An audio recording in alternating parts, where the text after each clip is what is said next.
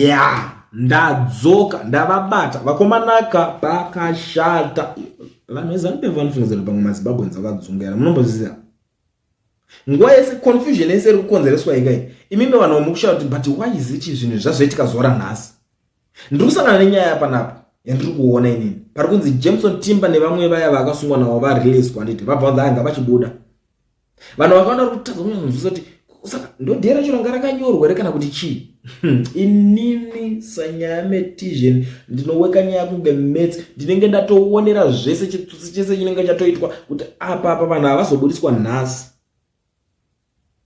because of this. We all know kuti Bobi Wine woku Uganda akapfurwa nepfuti nezuro saka nyaya iyo yanga iri kutendera chinzi Museveni, how dare you, how can you do this Museveni? Opposition, what kind of a leader you naye Museveni? Zvekuita politics zvekupikiswa zvinoita kuti munhu aone kupfutira naye Museveni.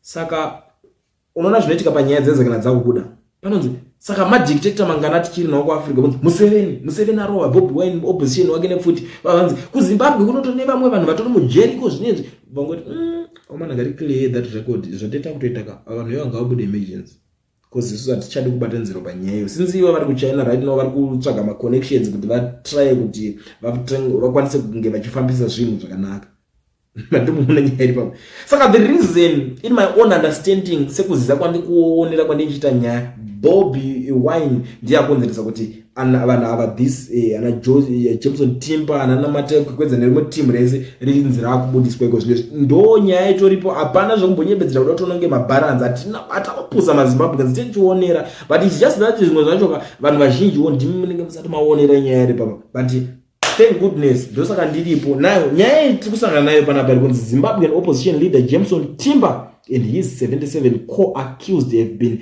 acquitted after spending 80 days in prison for a crime they didn't commit. This shows that Mnangagwa ordered these arbitrary arrests just to punish pro-democracy activists.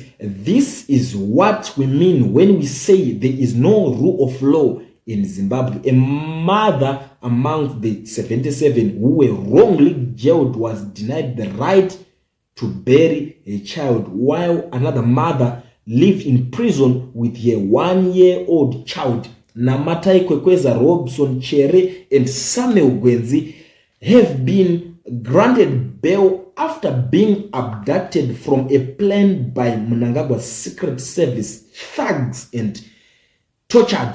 That's opposition monondo report yacho mabudisira aitoita zvazvitongori izvozvo and you know inini andamangwana ndo kuti nyaya senda zvandangoenda itongori ndo bandatobudisa totongoenda takadaro hazvina favor izvo you know we report without fear and favor ndo nyaya yacho mamirira yakatoita panapa andimazvona now nyaya iri panapa maZimbabweans vane zvakawanda zvekutaura about this whole scenario vanhu vanenge vari kuonera it's not kuti isusu chete vabudisi venyaya kana kutaura yenyaya ndisitege tinenge taonera zvichiitika but maZimbabweans ordinary citizens vanoona ndo zvandakutofarireko zvezve pamwe is it because of nyaya yekuti mapapapapa zvimaprofeti zvimafake zvimachichi zvawanda munyika saka vanhu vakuti vachiita se vachiona unlike kuti unoona vamwe vanhu zvinosiyana mapapa vane maziso emweya isu vamwe tine maziso epolitics saka pamwe tinenge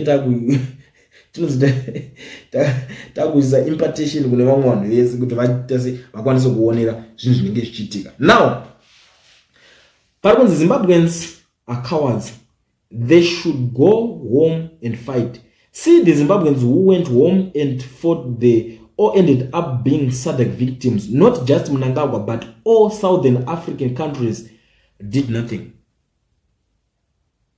Urikona nyaya baba yakutanga kutonongedzera maZimbabweans for sure mazimba ini like iko zvinezvi ndakuto mumwe munhu ukuthi ndikaona kana uchiuya pana poshwa papa amana pakutoda wonto ngati demonstration ndokuti it's fine zvokutaura ndikukwanisa kuzvinzwisisa but iwewe pachako ukazvimirira chimbotanga watora kanyora kana chiplakadi chete umbopinda mustreet uri wanoti feo pinda mastreet wakabata ukasumudza chibodi ukakwanisa kudzoka mangwana tota kujoina totaziva kuti uri serious about zvokutaura because sometimes kuna vamwe vanhu vatone chisystem chekuti vanokupa pressure vari pasocial media itakudai, so why can't you do this man, zvinoitika because of pamwe iye ane exposure zvimwe zvinhu zvaari kuona zviri kuitika kune dzimwe nyika ndete, but arida kushandisa vana vevamwe vanhu as a sacrifice. These people vanga vakashingirira vakati we are going to do this for you guys, taakuchilida vavabatwa vavasungwa.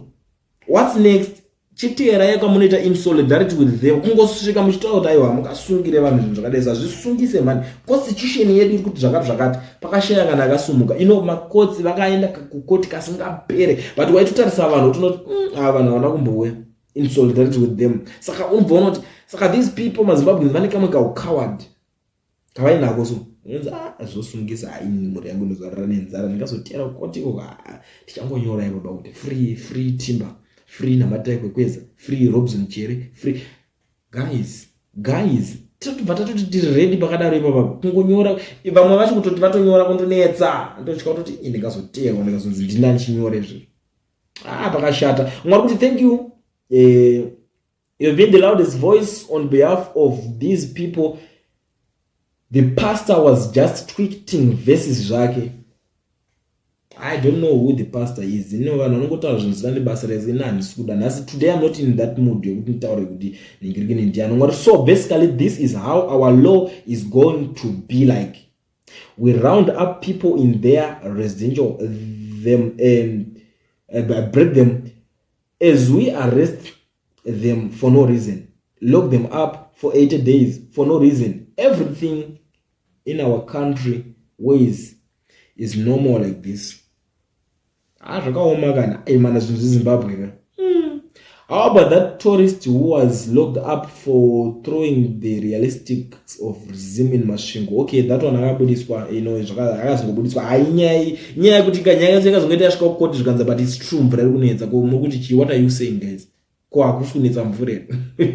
Was my facts at the end of the day panozongonzi because munomuti you are spreading falsehoods of which mutemo kuti sometimes wakabviswa futi uoneka, but pamwe is fine, but even though mamuti iye akanyeba kuti mvura iri kunetsa iyo iriko ndopanobva pangoperera nyaya hapa pakazongoperera sarongo rumwe kuti after such an acquittal can they sue the state for wrongful arrest to get a recourse? So what? No. Anyway, Zimbabwe is a different country. Guys, let's forget about this. And then got some of it. Anyway, let's just go to the next one because more just try.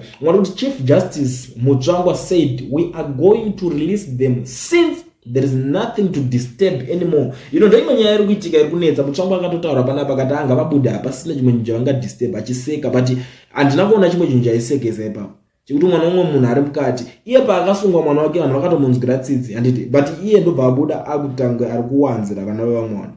It's said maZimbabweans vanhu zvavo kuti vanonamata vanonzwa tsitsi, vanodzanga kuti munhu wese munhu chero ifini kana ukanzi uri munhu wezanova kana kuti vakutomeserwa kurwadziwa vanotanga kuti but why muri kumudaro. At the end of the day munhu ndoba Zimbabweans zvaari. Zimbabwe is a Christian country, but my leaders anenge arimo vanozotora advantage iyoyo kuti vanhu vandase vane mwoyo wakanaka vanonzwisisa, like these guys ana Mike Chimombe neumwe wake vanhu kuti vari kutonzwirwa tsitsi futi at the end of the day handiti pasingatariswa kunzi vakambenge vari mabato ripi, but zvozodii mangwana amanaka. Mwari kuti President Mnangagwa is known for his unyielding temperament. He never forgets past transgressions. If he feels wronged or he has a score to settle, you patiently wait for the opportunity moment to address the issue and achieve his desired retribution. This guy ambofaka kuregerera. I don't even know kuti iko zvinezvi zvinofamba sei, because for sure hangu asati akambona vaMnangagwa vachinzi varegerera munhu asati. Honestly speaking, sekuza kwandinoita unless that uya anonzani uya minister of chinchi yakanzi angachi ataura nyaya dzekuti anzi muchisa ma teachers asingagone kutaura local language. that was in Bulawayo kana ndisingakanganisi anditi minutes webhanza yose wakaadressa this issue series chimbomira ndibhazo kumbira regero bhazo ndikiswa ndowega wandakangoona zvangu honestly inini myself ndikutaura zvinhu zvandakaona inini anditi but kana kune zvimwe zvinhu zvamunofungidzira kuti vakamboregerera umwe munhu tell me in the comment section because tichida kutozivawo pamwe pacho tisingaratitenge takarasika tetisinyazoziva about your leader guys imi handiti he is your leader imi handiti saka munokuta muchitionesawo inangu handisati ndakamboona pakukanzi varegerera munhu that's me umwari kuti I read about the freedom of assembly for a peaceful protest and come to the conclusion that all these injunctions are meant to deter our struggle for an inclusive Zimbabwe. This tolerant rule is unconstitutional in Zimbabwe. Makanzwa, do you still remember that I'm a constitutionalist? Makanzwa, zvanzi mutemo wacho wamutaurawo ndakatonyorawo. Saka zvimwe zvese zvamuchataura zvese anenge zvingudza inini I'm a constitutionalist. But apakomadesa vanobva I'm a constitutionalist. Mutemo wacho ndakatonyorawo. Even kana pambochi pana pandatsikwa konzi pana ndadzvanyirirwa. Vanongokudza kuti takaunyorawo mutemo iwo. Saka hapana chokutaura. Zvese zvokutaura izero shamwari. Takaunyora mutemo iwo. Zimbabwe. Ndoto hiri nyika yacho. Mwari kuti it was obvious they will be released after the SADC summit. That is not a surprise. For sure. Mutsvangwa akatotaura kuti havasina chekudisturba saka ngavabuditswe. Saka isu totomboti mutsvangwa atombodzoka explain nyaya iyi.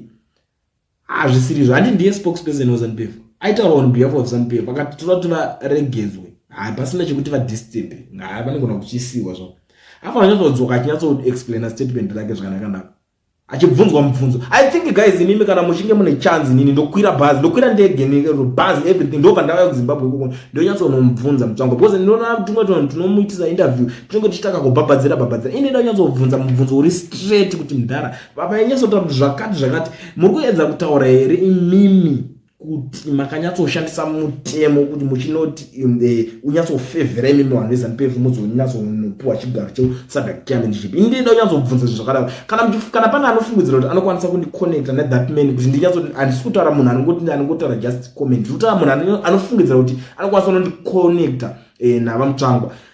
Isa madetails ako below ndotokubata iko zvine zvitaure nyaya yacho ndonyatsoda munhu anonyatsokunondiconnecta direct ndinyatsobvunza that interview tinyatsoionesana panapa. Ndouya anytime muZimbabwe pasi padhuze paZimbabwe because hazvinhu zvacho hazvisi kunyatsomake sense guys, hazvisi kunakidza izvozvo. Mwari kuti it's good to hear from you brother than the praise singers of Mnangagwa who's remind me during apartheid era in SA where propaganda was saying everything was kosher. Apartheid mazimba obvanzi zvese zviri right kuZimbabwe wotobvuma. Amanaka inangu I don't think kuti ndikabuda ndichitaura izvozvo vamwe muridzi vamwe ndichicherana nenzaro but zvese bo ameno ingoti vanhu pamwe zvedu tine moyo yakatosiyana nezvedu unozwa vanhu moyo yedu nepfungwa dzedu kozi vamwe vanhu vanenge vakazonyatsonorerwa nekutrainwa semhuka ndo maonero ndakazviita. Mwari kutiwo panapa we can't celebrate as they were wrongly incarcerated. For sure panofanira kuti kwa chimwe bozi kana vakariliswa vachinzi vanga vasina mhosva bozi zviri pa2 kana vakariliswa vachinzi vanga vane mhosva apapa vanoti vachitombotanga vanorwisa kuti vaprove kuti vanga vasina mhosva kusvika vazowina that one tochitangira ipapo kunoita kuti but vanhu havakasunga vasina mhosva. What were you trying to do? Try kuita sei apo utsinye rudziwo kuti ipapo atita kutangira ipapo aiwa ipapo tita kutangira ipapo. Umwari kuti it's good that this is happening in Zimbabwe where there is no rule of law. If this was happening in democratic countries, the government would have to pay heavily for this brutality and miscarriage of justice sickening. I even kana muZimbabwe macho kanzi vabhadhare mari yacho at the end of the day it taxpayers money haibve mumwe munhu ipapo ngatisakanganwe zvedu. The government zobhadhara inorwadza ani anorwadziwa nazvo ndiani asiona vatokudzwa kuti panguva yako iwo tokurwadzisa nyama. I still remember ndakamboona umwe munhu aita kuti munorara kuti munori isusu watoita tokurwadzisa nyama tikangokutora iwoka tokona kuti mutemo utori zvakatika mutemo uchakuprotecta but isu tete tombokurwadzisa nyama. Imwe munhu chandakaona zvangu just that handisi munhu kuti ndinofanira ngoexpose vanhu vese zvangu just that pamwe pacho ndinozongoti peace because azvizokwanisa ndozva zvinozosvika kune imwe level. Umwe kuti police must investigate before arrest rather than to investigate while infringing someone's rights after they are acquitted. Police ipi yamuta imuta police ipi police yamuta remi in Zimbabwe mama kuti police must chimbobatwa nayo ka one police here unyazonzwisisa upontora penonzwisisa pandaka understanding kuti police mu Zimbabwe inonzwisisa ikakubatira dzimwe nyaya dziri dze politics dzimwe nyaya dzimwe idzi vanotanga ndopa vanotanga unyazonzwisisa vachinyatsouzenya.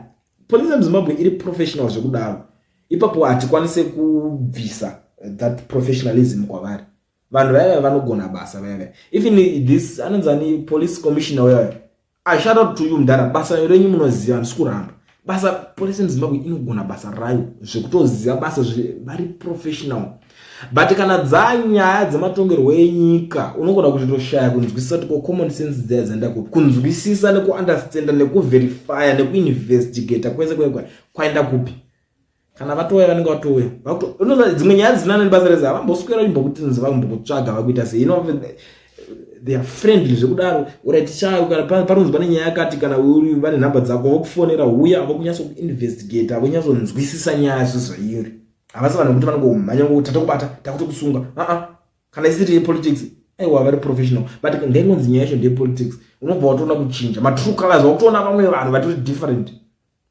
Ipapo ndo panoda kugadziriswa chete papolice muZimbabwe vakangokwanisa kunyatsoita independent 100% kuti vakunyatsoshanda semapurisa vasingashande se ruling party because ipachavo police yacho unotofunga kuti apana pandenge ndekutoshanda nezano chete anything ungoda kuti against this ruling party unovafesa unosangana nawo mapurisa ndo zvakatori pamwe kuchengetedza salary kuchengetedza mabasa I don't even understand kana kuti ndo training yacho varinga vachipuwa ipapo ndotadza kupanzwisisa maybe pamwe ndine zvamwe ndiri wrong sometimes but tine nyaya dzakawanda dzatakaanzwa nedzatakaona dzichiitika dzichitreatwa vanhu in the name of politics unotozorwadziwawo kuti saka kana zvinhu zvakusvika pakudai so zvoita sei zvoitwa sei vanhu vodii nayo kumana chii nayo kumana chii madhara edu ngaipa panotorwadze umwe ari kutiwo other reports are saying only 12 have been acquitted. Kindly confirm please the rest going back in court at 2:15 and abortions go wrong but I can't say that because nyaya iri kubuda iri kunzi vese vabuda atiti but chinoitika nje kudai so anobudziswa zvema groups it happens but okay I'll confirm that personally. Just give me 3 hours ndinyatsobata masources mamwe ndichazonzwisisa but what I understand ndambonzwa kuti vese vaita sei vasiwa unless ko kana vamwe vari unoona mabudisiro anoitwa vanhu police I understand kuti vamwe watazonzwisisa vamwe vanogona kusara for questioning kuti saka iwewe chichi but nyaya yatoita sei court yatopera unozonza but these people don't go question wachiti but nyaya yatoita sei yatopera zvayo kazhinji ndo zvinowanza kuitika saka nyaya kana dzazobuda uri rinongoti rakangoona pamwenzi vanhu vari kusara for question kuti vamwe havana kubuda you know what it is man you kana une something jokuda weweza kungotaura to prove a point chete ndo zvazvingori but anyway inini I'm not against those people vanga vachita vana kubuda ndikuvaziva zvangu inini I'm not against those people. Now ndikusanganawo nemumwe panapa ari kuti he just wanted to use them to scare people not to protest during the summit. It was obvious for sure vanhu ava vakasungirwa kuitwa example because ona chinoitika kuti iwo uchitanga kuti vakasungwa vari pamba avondiwa kwa Jameson Timber kwa saka uyo unotanga kufunga kuti saka chero takanzita unoungana kana kumba kunga kwa council kana kuna kwa anonzani chairman whatever womunenge muchiti ndiyada ukuleadai kana vakakwanisa kunosunga vanga vari kuna Timber Jameson Timber akumpeni mbichana atoti senator kauyo parliament saka what more tikada kuzonoungana apo tona wateza vakasunga vanhu 70 something chichinowatadza kusunga isusu tirashomodai ndo rimwe njinje chitika vanorowa nepsychology saka unoona kuti vanhu vanoti agatito set up pace up is true zvinoitika izvozvo umwe kuti you must sue the state for wrongful arrests and abuse of state power. amen ndamboitaura nezvayo nyaya iyo. I think mazimbabweans understand hangu kuti mimi munonzwisisa zvinhu the way yakaita sei, but kana muchi understand the way iri kubatwa zvinhu muZimbabwe mahwani iyo ngori kuti unless an opposition leader comes up with a force to march or be superior to ZNA, CIO, MI, ZRP, ZPS, etc. Please don't advise any wannabe leader to challenge ZANU-PF through violence. Ajibude, ZANU-PF through violence. Ajibude, forget it. ZANU-PF fought a war to rule this country and not to hand it over to anyone. Ndo mashoko atorwa nemunhu. Atinini zvangu ndinongoti kumashoko iwayo ari kutaurwa aya, kana uchinge uri gwara usataure pakazara vanhu, enda unofudza mbudzi, enda unovhiya mbudzi. Kana uchingoziva kuti iwe uri gwara usaudze vanhu vakashinga mashoko akadaro, because at the end of the day unofungwa kuti pamwe vanhu vakakuvenga. Anditi I think zviri fair. Kana uchingoona kuti iwe unotya kana kuti uri gwara usaadvise vamwe vanhu zvimwe zvinhu zvakadaro. I think zvinokwanisa kukubatsira. Unokwanisa kutogara a peaceful life usingaudze vamwe vanhu, uchiona kuti pfungwa dzako hadzinyatso zvinhu zvinokwanisa kumeka sense kune vamwe vanhu. It's very important kuti ugare wakanyarara usingataure. Zvinokwanisa kukubatsira kuti ugare uchirespecteka. Because usangoti iwo kana uchitya ubva kuti vanhu vese vafane kudaro kana vasingadaika ime sei vanhu vaite strategy the way yavanokwanisa kuita. Some of the things akwanisa kuzvinzwisisa, saka leave it just like that. Anyway, muri Zimbabwe sekutaura kwandambozviita panapa panonzi pakuliende, ende ndakatanga kutaura munozviziva imi kuti handipedze, saka ndangoti ndingoya panapa ndikuzivisei nyaya iyi iri panapa iri kuitika, kusaziva kuti mimi muri kuionawo sei. Kana uchinge wasvika panapa iri first time yako, ndangandikukumbirisawo kuti ugare wasubscriber, ukomenda, ulike, ushare, undiudzawo kuti nyaya iyi uri kuionawo sei.